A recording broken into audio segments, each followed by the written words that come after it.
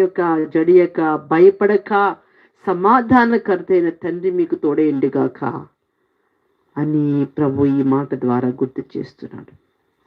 మళ్ళా నన్ను ముట్టి నన్ను బలపరిచి నీవు బహుప్రియుడవు, నీవు భయపడకు, నీకు శుభమవును గాక, ధైర్యం తెచ్చుకో నాతో చెప్పాను. నేను ధైర్యము తెచ్చుకొని